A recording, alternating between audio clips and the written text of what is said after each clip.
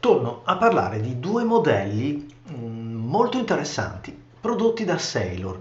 Beh, innanzitutto vale la pena ricordare che la 1911 Profit, la standard, quella che c'era e soltanto quella agli esordi, è un po' la penna di riferimento, il nucleo portante delle vendite di questa azienda, insieme certamente ad altri modelli prestigiosi, però la 1911 è forse la più rappresentativa, poi con la Large, la 1911 che diventa Young, diventa Junior e recentemente arriva la Casual e la Light, due modelli che vi ho detto interessanti. Mettiamoli un po' a confronto.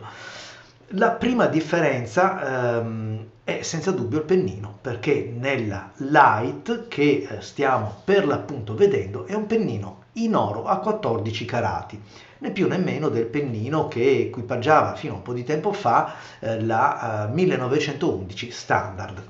Mentre nella Casual, ce lo fa intendere anche un po' il nome, il pennino è in acciaio dorato, altrettanto bello, forse in certi esemplari persino di più, ma comunque è un pennino in acciaio. Vi ho fatto questa panoramica iniziale dei vari modelli 1911 perché comunque la domanda è sempre dietro l'angolo, e cioè ma che differenza c'è fra la Profit, anzi fra la Light e la Standard? Perché in definitiva, se vado a vedere le misure, sono identiche. Il pennino è un pennino in oro a 14 carati per entrambe. E allora?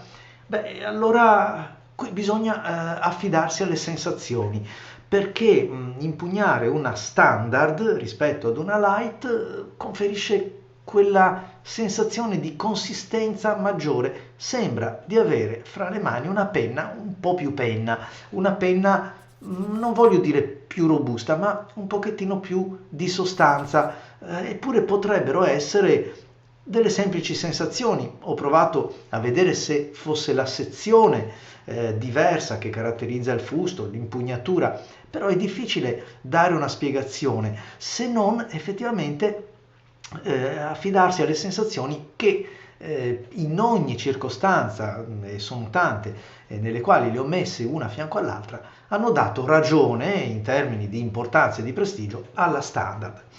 E allora perché parlo così bene di questi due modelli? Perché costituiscono l'ingresso nelle penne importanti, oppure mettere un piede nei vari pennini stilografici che Sailor produce. Già, perché la 1911 Standard ci propone le quattro gradazioni classiche, extra fine, fine, medio e broad. Ma qui possiamo agguantare per esempio un pennino Music oppure un pennino Zoom.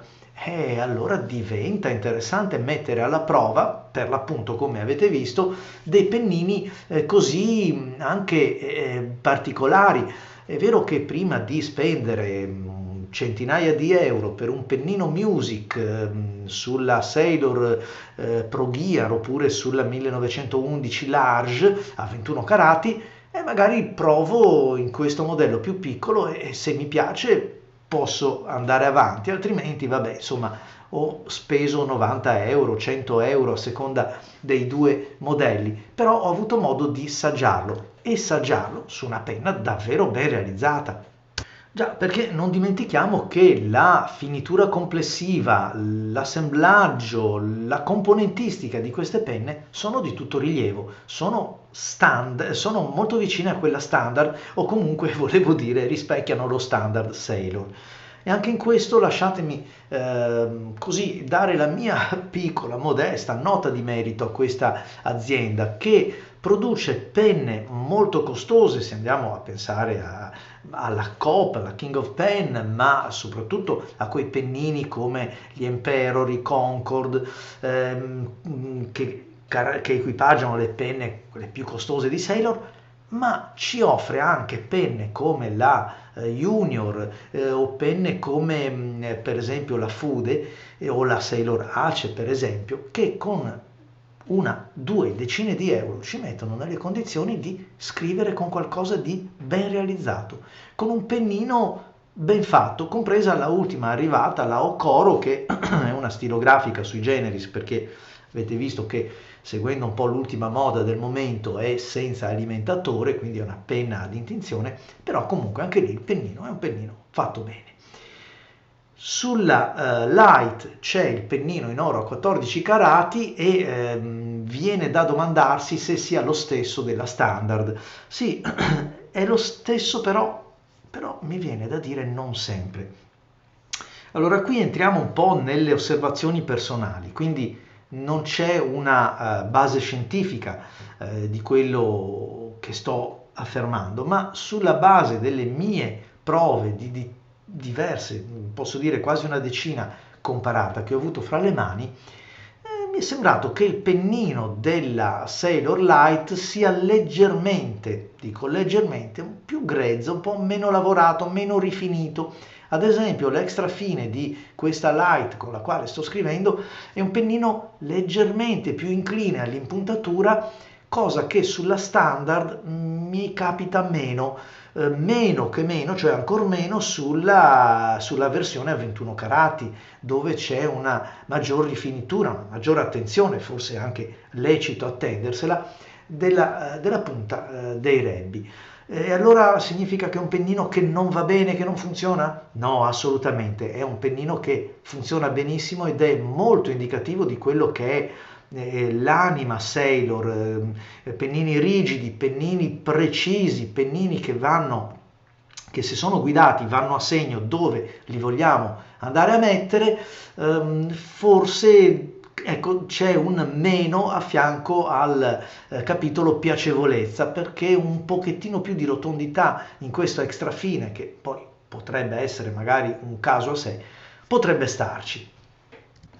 Brava Sailor, perché comunque tra i 75-80 euro e i 120, che è un po' il range di queste due stilografiche equipaggiate con pennini di varia natura che vi ho elencato prima, ci mette nelle condizioni di poter scoprire un mondo stilografico che altri brand invece ci precludono, perché il pennino Music magari lo troviamo soltanto sulle penne di un certo tipo, lo zoom addirittura non è detto che compaia fra le scelte possibili, e soprattutto va a colmare anche quella lacuna, quella lacuna, sì, che i prezzi degli anni dal 2022 in avanti hanno creato, perché un pennino in oro oggi come oggi lo si trova a partire da 140-150 euro, quindi Sailor insomma mi dà la possibilità di agguantarlo con qualcosina in meno, e questo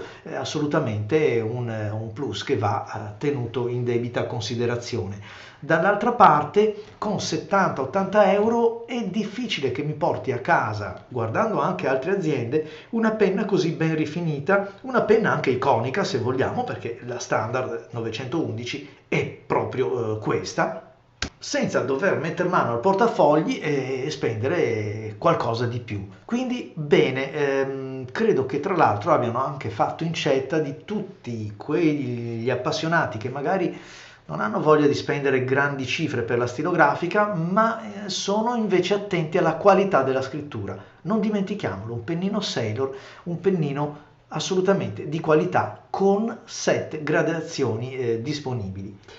Le differenze fra queste due penne, fra la casual e la light, secondo me non ci sono, perché finiscono lì con il pennino. Non ho trovato nulla in tante che ne ho maneggiato che mi facesse dire beh, questa è una light, questa è una casual. A occhi chiusi sono indistinguibili. Chiaramente il pennino ci fa capire che stiamo tenendo in mano l'una oppure l'altra.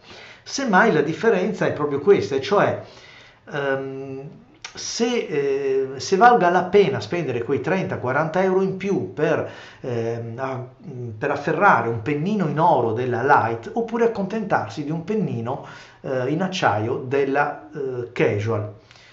Boh, sapete cosa vi dico? Che secondo me già in acciaio si ha un pennino assolutamente pregevole, godibile, ben realizzato, e poi se proprio, dico se proprio, capitiamo nell'esemplare che ha qualche così difettuccio, perché ammetto che me ne è capitato sotto mano almeno un paio.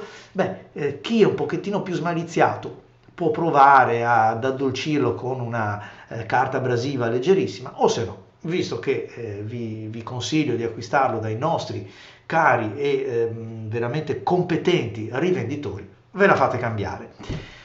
Due belle penne, sì, a me piacciono davvero e le suggerisco per tutti coloro che vogliono provare a mettere il piede nei pennini un po' particolari.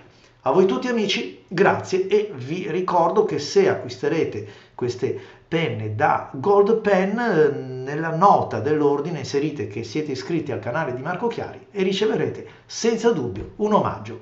Ciao!